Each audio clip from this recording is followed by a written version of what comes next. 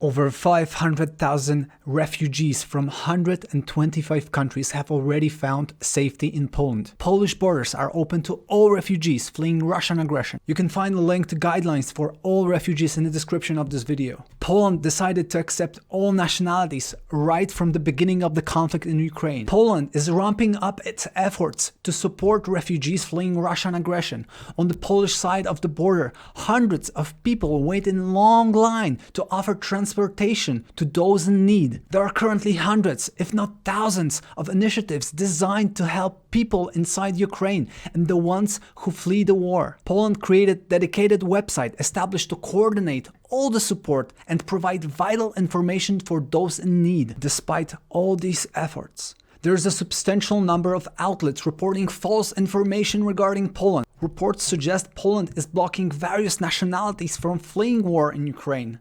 This is false and hurtful. What we're seeing now is a mix of miscommunication, Putin's propaganda, and just lazy journalism, I guess.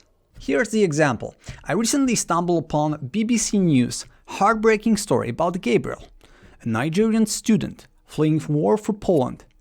And Gabriel, you were telling me a little bit earlier about what happened to you when you were trying to board onto the trains. What happened? What was your experience of trying to get out of Ukraine? It was a very terrible experience for me.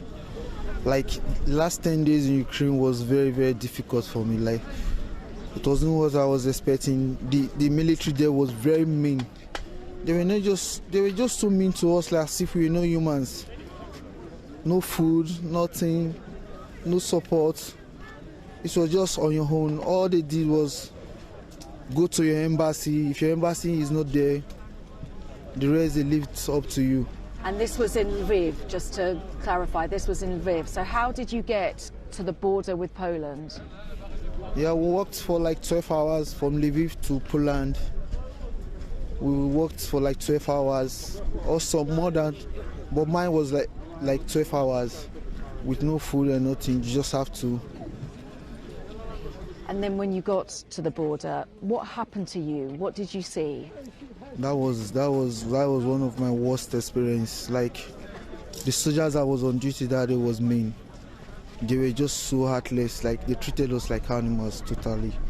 Like, there were no human sympathy in any of them. There was some hoodlums that who comes around in those places that the soldiers sees, the borders. We saw some of them with some weapons, and we tried to make the soldiers understand that we are sending these people weapons, and he said we should go and there's nothing he could do about it. And we're like, we can't risk our life. So they started chasing us away, hitting us with wood, and you can see they even hit my leg. The reaction on Twitter, to quote just a few: Poles are only allowing white people in. Polish border guards are racist. This made me sick. Millions of Poles are helping war refugees of all nationalities on daily basis. There's a lot of things you can say about Poland, but the way we've conducted ourselves during this crisis, during this war, is definitely something we should be proud of. So I reached out to BBC to confront them about the story. Thanks to your support, they've noticed my comment and decided to replace their 40-second video with a longer one. The longer video allowed Gabriel to finish his story. And you can see they even hit my leg right here. Gabriel, when you got over the border then, when you were in that bit coming up to the Polish part, what happened? Yeah, Polish, they were nice to me. At least they work on me, gives you food. I had one or two conversations with you, a little bit of relief. I feel like I'm acceptable again, like someone lost me back. Thank you so much for sharing your experience. Thank you so much for talking to me. Now, this is pure example on how easy it is to manipulate information to divide people. 40-second version of the video about Polish border, and Poles are racist bunch who are providing help exclusively to white refugees.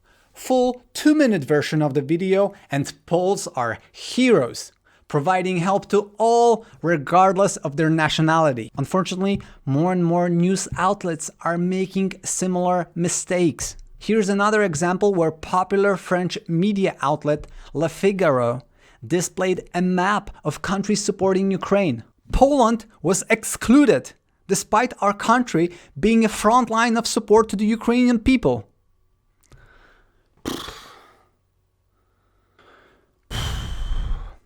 After confronting reporters, they've updated the map to include Poland, as well as the Baltic countries. Yet another story includes a BBC Live broadcast that suggested some of the Putin's planes were stationed inside Poland.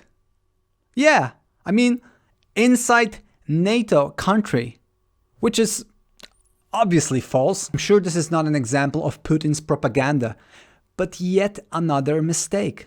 This is why in the difficult times like this, it is so vital to be precise in a way we communicate, specifically journalists. This is why we all need to fact check and verify. You can find links to fact checking tutorials in the description below. Activists at the border confirm various nationalities find safe haven in Poland. This includes a popular Spanish-American chef, Jose Andres. So guys, I'm here with Jennifer from Nigeria. I just met her here. She's been walking like many others for many hours, if not many days, because the situation is difficult to leave Ukraine to come because it's no cars, no gas, and many other issues, I guess. But I was asking her because they were saying that if Poland and other countries were not allowing citizens from different countries, especially of Africa, and what do you have to tell us about that? We didn't actually face any problem coming here. We just got to the border and we entered, and then we just had to stamp our visas and everything, and yeah, it was sorted out. So I met some people from Congo that were with her. I saw some people from Jamaica, I saw people from India, from different countries around the world, but I've seen people from different countries in Africa, and I agree with her. Everybody's telling me, no problem. So don't worry, we're trying to, the government of Poland, other governments, they're trying to do the best to take care of the people. And thank you for sharing this with you, and best of luck. Bye. People from all over the world appreciate Poland's help to refugees fleeing the war. This includes an inspirational story of Indian refugees fleeing Russian aggression. When Soviet Union invaded Poland, an Indian prince gave refuge to thousands of Polish children escaping gulags. His Navanagar came to be called Little Poland. Tonight, 80 years later, Poland returned the favor. Thank you, Adam Burakowski.